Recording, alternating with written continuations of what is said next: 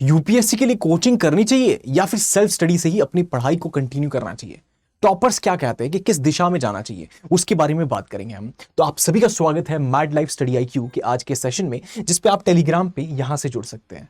उसी के साथ में अगर बात करें हम कि यूपीएससी की कोचिंग को लेकर जो सबसे बड़ा डाउट है उसको कैसे सॉल्व किया जाए, कोचिंग में जाए, कौन सी जाए, अगर नहीं जाना है तो क्यों नहीं जाना है, और कैसे, क्या सोल्यूशन है इसका, उसके बारे में बात करेंगे। कि सबसे बड़ा पहले सवाल आता है कि क्या कोचिंग के बिना आईएएस बना जा सकता है, यूपीएससी को क्रैक किया जा सकता है? तो उसका आंसर इज यस, लेकिन कुछ केविएट है उसमें, कुछ चीजें हैं जिनके बारे में ध्यान रखना जरूरी है। वो क्या चीजें उनके बारे में बात करेंगे।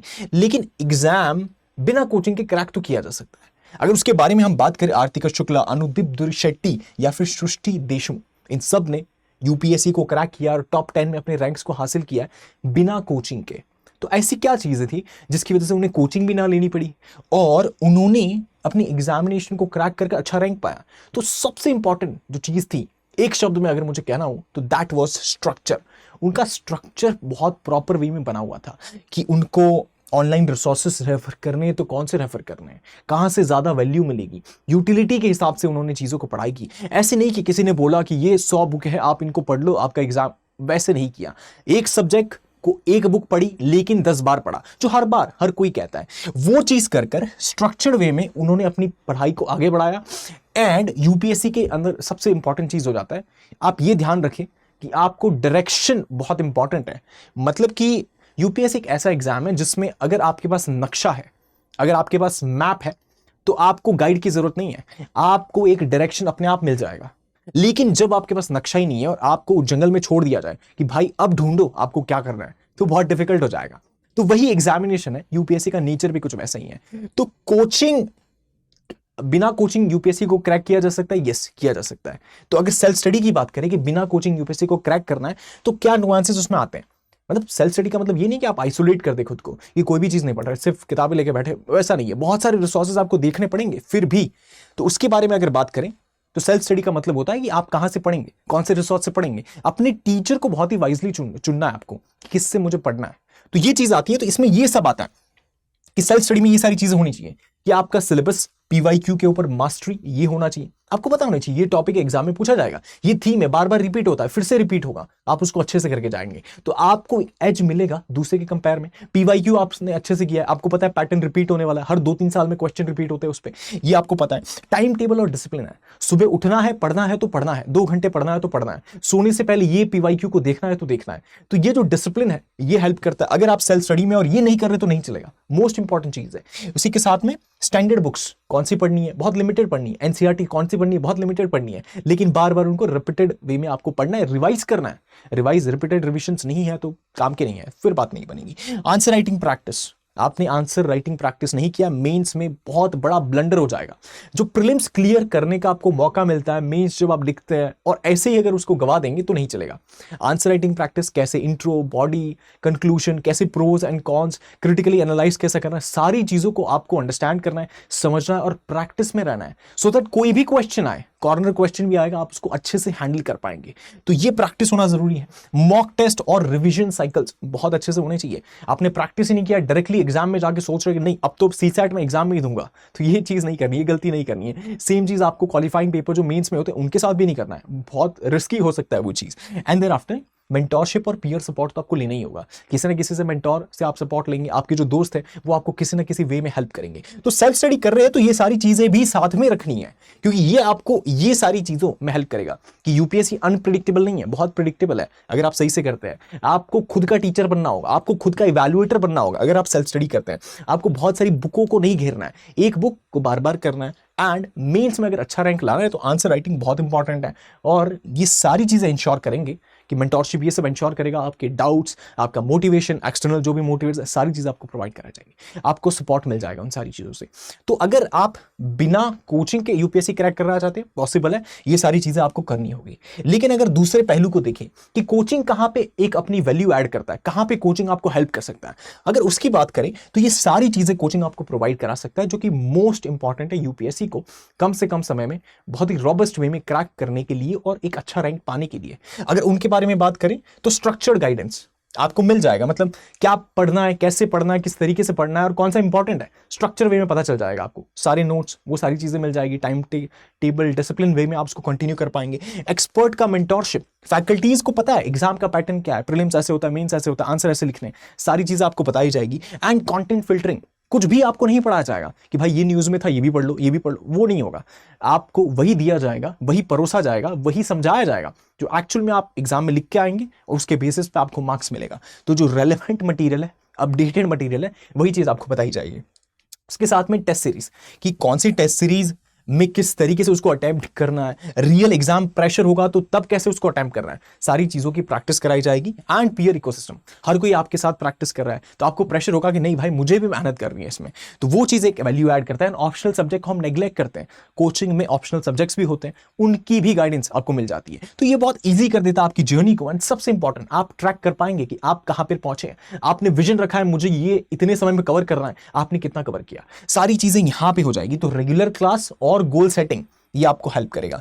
तो एंड में यही बात आती है कि हर टॉपर भी कहता है कि ये कभी कोचिंग वर्सेस सेल्फ स्टडी तो था ही नहीं, कोचिंग लेनी है कि नहीं लेनी, सेल्फ स्टडी करूं या कोचिंग, ये तो कभी सवाल था ही नहीं। सवाल हमेशा ये था कि कोचिंग को एक टूल के तौर पे यूज किया जा सकता है, एक टूल के तौर पे। मतलब ये क्वेश्चन होना ही नहीं चाहिए। You have to mix it, self study के साथ में कोचिंग को मिक्स करना है और कोचिंग के जो भी बेस्ट टूल्स हैं उनको अपने लिए यूज करना है। आप समझेंगे इसको कि एक हाइब्रिड मॉडल है, जहां पे आप पढ़ भी रहे और जहां पे आपको लग रहा है कि नहीं यार ये मुझसे नहीं हो रहा है, यहां पे मुझे कोचिंग के सपोर्ट लेना चाहिए, तो वो लेना भी चाहिए क्योंकि वो आपको हेल्प करे, एक कैटलिस्ट के रूप में एक्ट करता है। आप कैटलिस्ट जैसे रिएक्शन को तेज कर देता है, यहां पे कैटलिस्ट आपकी ग्रोथ को तेज कर देगा, आपकी सफलता को बढ़ा देगा, उसकी चांसेस, प्रोबेबिलिटी बहुत ज्यादा बढ़ जाएगी। तो वो चीज आप इससे इंश्योर कर सकते हैं। जैसे स्टडी IQ IAS की अगर हम बात करें तो वहां पे आपको लाइव रिकॉर्डेड लेक्चर्स मिल जाएंगे, उसके साथ में डाउट क्लियरिंग के ग्रुप्स मिल जाएंगे। फर्दर आपको स्ट्रक्चर नोट्स, करंट अफेयर्स कैसे कवर करना है, daily answer writing, test analysis, ये सारी चीजें मिल जाएगी। यानी एक सपोर्ट मिलेगा, डिपेंडेंसी नहीं है। आप कोचिंग पे निर्भर, ऐसा नहीं होगा। आपको स्पून फीड किया जाएगा, वो भी नहीं होगा। आपको निर्भर नहीं होना किसी पे, आप इंडिपेंडेंटली सब कुछ कर सकते हैं। You can do everything by yourself. It's just that आपको जो एक टूल, एक सपोर्ट चाहिए होगा, वो प्रोवाइड करा दिया जाएगा। एंड दैट इज समथिंग, वही सबसे इंपॉर्टेंट होता है। आपको एक थोड़ा सा नज चाहिए होता है, वो जब नज मिल जाता है thereafter you are capable and self sufficient to prepare thoroughly और अच्छे से। तो यही पूरी कहानी है, इस तरीके से है। अब बात आती है कि किसको कोचिंग लेनी चाहिए, किसको नहीं लेनी चाहिए। कोचिंग उसको लेनी चाहिए जो फर्स्ट टाइमर है, उनको कुछ भी नहीं पता, ह्यूमैनिटीज बैकग्राउंड का कोई ह्यूमैनिटीज बैकग्राउंड से नहीं है, कभी सब्जेक्ट्स को नहीं पढ़ा है, कुछ भी नहीं पता, फर्स्ट टाइमर है, तो वो कंसीडर कर सकते हैं। वर्किंग प्रोफेशनल है कि काम में बहुत समय चला जा रहा है, अब सोचने का ज्यादा समय नहीं है कि सारी प्लानिंग करे, वो सब तो कोचिंग प्रोवाइड करा देगी, एक टूल के थ्रू एक्ट करती है। या फिर कॉलेज स्टूडेंट्स, ये कॉलेज में बिजी है, टाइम नहीं मिल पा रहा है, मॉर्निंग में नहीं पढ़ा जा रहा है, शाम में नहीं पढ़ा जा रहा है, कॉलेज सोसाइटीज में बिजी है, बहुत सारी चीजें हैं, नहीं हो रहा है, तो तब एक स्ट्रक्चर मिल जाता है। एंड कोई रिजल्ट नहीं आ रहा 1-2 साल की मेहनत के बाद भी, तो 1-2 साल की मेहनत के बाद रिजल्ट नहीं आ रहा है and you are tired of self study, तो एंड यू कैन कंसिडर कि यार कुछ तो जरूरत है, कुछ तो सपोर्ट लेना चाहिए कि शायद कोई कॉन्सेप्ट्स हैं वो क्लियर हो जाएंगे, या फिर कोई पर्टिकुलर सब्जेक्ट है इसको अच्छे से पढ़ा जा सकता है, ये सारी चीजें। या फिर आपका ऑप्शनल बहुत ही डिफिकल्ट है, आपने उस ऑप्शनल को चुन लिया, अब उसका गाइडेंस अवेलेबल नहीं है, तो गाइडेंस आप ढूंढ रहे हैं लेकिन नहीं मिल रहा है, thereafter you have to reach out to person जो कि उसमें मेंटोर कर सकते हैं, आपको हेल्प कर सकते हैं उन पर्टिकुलर ऑप्शनल के लिए। एंड देयर आफ्टर आपको अकाउंटेबिलिटी, अगर आपको लगता है कि बहुत जरूरी है, आप डिसिप्लिन नहीं रह पा रहे, आप मोटिवेटेड नहीं रह पा रहे, then coaching is something that will provide you support, और एक एक्सटर्नल मोटिवेटर और ऑर्गेनाइज प्लान के रूप में आपको हेल्प कर सकता है। तो ये चीज है कि ये जो लोग हैं ये कोचिंग को कंसिडर कर सकते हैं। फर्दर बात आती है कि फाइनल वर्डिक्ट बताइए सर कि कोचिंग ले के नहीं ले। अगर उसके बारे में बात करें तो आप इसको समझिए कि कोचिंग मैंडेटरी तो नहीं है। इफ मैं कह दूं कि नहीं लेना ही है सबको, ऐसा नहीं है, इट्स नॉट मैंडेटरी।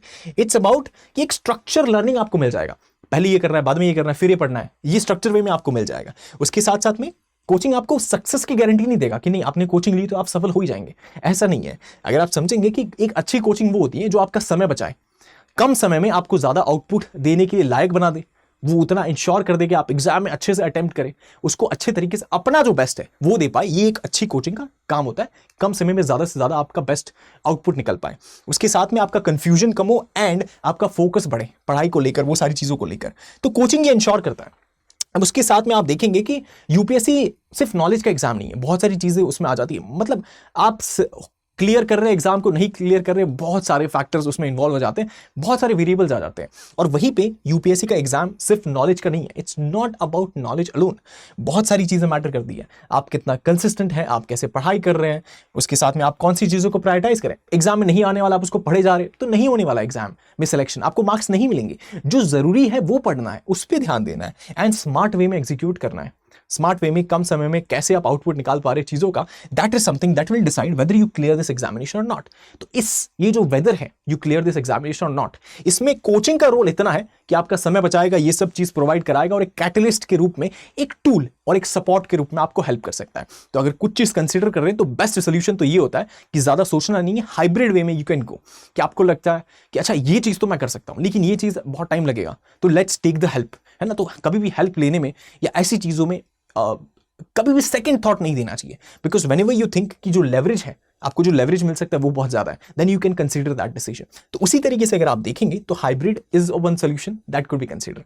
अगर उसके बारे में बात करें तो एक वेल डिजाइन ऑनलाइन प्रोग्राम है स्टडी IQ IS का, उसको आप कंसीडर कर सकते हैं। तो आपके एफर्ट और रिजल्ट के बीच में एक ब्रिज है कि आपकी मेहनत और आपका रिजल्ट, इसके बीच में study IQ IS can help you with all those things. तो ये चीजें हैं। अब बात करते हैं कि अगर इसके बारे में हमने बात की तो की टेक अवेज के बारे में बात करते हैं कि what is the final verdict है, की टेक अवेज हमको इससे क्या मिलता है। ये मिलता है कि सिस्टम तो आपको बनाना पड़ेगा। अब सिस्टम एक है कि आप खुद बनाओ, आप कैसे पढ़ोगे।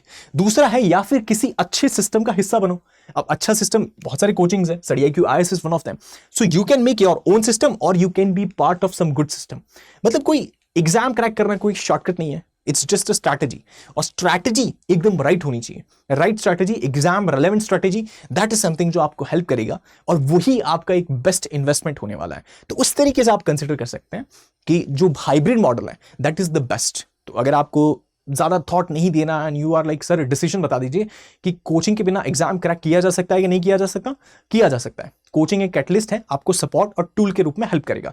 तो आप बताइए अब करना क्या चाहिए। तो hybrid is one thing that you can consider कि जहां पे भी आपको जरूरी लगता है आप वहां पे कोचिंग को कंसिडर कर सकते हैं। जहां पे लगता है नहीं यार ये तो मैं कर लूंगा, तो वहां पे कोचिंग को कंसिडर करने की जरूरत नहीं है ना। यू हैव टू सी आपकी स्ट्रेंथ क्या, वीकनेस क्या है। जो वीकनेस है वहां के लिए सपोर्ट ले लीजिए, जो स्ट्रेंथ है वो तो आप ही की स्ट्रेंथ है, आपको उस पर खेलना, आप उस पर बढ़िया करेंगे। तो वो चीज है, उसके हिसाब से आप अपना डिसीजन ले सकते हैं। उसी के साथ में आई होप एंड विश कि आपको वीडियो पसंद आया तो MadLive_StudyIQ टेलीग्राम चैनल को जरूर ज्वाइन करें। यहाँ पे ये सारी चीजों को आपको अवेल करा दिया जाएगा, आपके जो भी डाउट्स हैं सारी चीजों को सॉल्व कर दिया जाएगा, पर्सनल क्वेरीज को भी लिया जाएगा और उसे सॉल्व किया जाएगा। तो यहाँ पे जुड़ सकते हैं आप। आई होप एंड विश आपको वीडियो बहुत पसंद आया do like, share, subscribe and share with your friends and fellows so that they can also find value. So thank you so much for watching. See you in the next video.